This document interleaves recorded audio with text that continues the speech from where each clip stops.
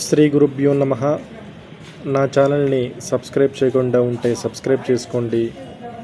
Video నచ్చితే like చేయండి, share చేయండి, మీ కామెంట్స్ పెట్టండి. ఈరోజు వీడియోలో ఒక జాతకం కోటీశ్వర యోగం అనేది ఏ విధంగా ఏర్పడుతుంది, ఏ గ్రహాల వల్ల ఏర్పడుతుంది అనేది తెలుసుకుందాం. అంటే ఈ యోగం ఉంటే వాళ్ళు కోటీశ్వరులు అవుతారు, చాలా ధనవంతులు అవుతారన్నమాట. మనకి చాలా సూత్రాలు ఉన్నాయి జ్యోతిష్ శాస్త్రంలో. అంటే మనకి జాతకంలో ధనయోగం అవ్వాలన్నా, కోటీశ్వరు అవ్వాలన్నా చాలా సూత్రాలు ఉన్నాయి. ఇది చాలా ముఖ్యమైన సూత్రం అన్నమాట. అంటే ఇదొక సూత్రం అన్నమాట. అదేంటంటే సూత్రం క్లియర్గా వినండి.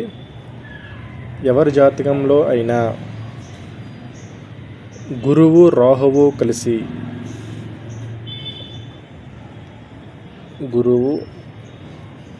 కలిసి ఒకే నక్షత్రంలో ఉండాలి, ఒకే పాదంలో ఉండాలన్నమాట. అంటే ఒకే నక్షత్రంలో ఉండాలి, ఇద్దరు కూడా ఒకటే పాదం మీద ఉండాలి. అంటే ఇప్పుడు మేషరాశిలో అశ్విని తీసుకుందాం. మేషరాశిలో అశ్విని నక్షత్రం ఉంటుంటే ఇది ఎగ్జాంపుల్ చెప్తున్నాను. అంటే ఇప్పుడు గురు రాహువులు కలిపి అశ్విని నక్షత్రంలో ఉండాలి, ఒకటో పాదంలో ఉండాలన్నమాట. ఇలా ఉండాలన్నమాట.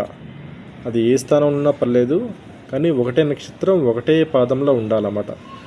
రెండో పాదం అశ్విని రెండో ఇప్పుడు గురువు అశ్విని రెండో పాదంలో ఉంటే రాహువు కూడా అశ్విని రెండో పాదంలో ఉండాలన్నమాట. ఇది క్లియర్గా అర్థమైంది అనుకుంటాను.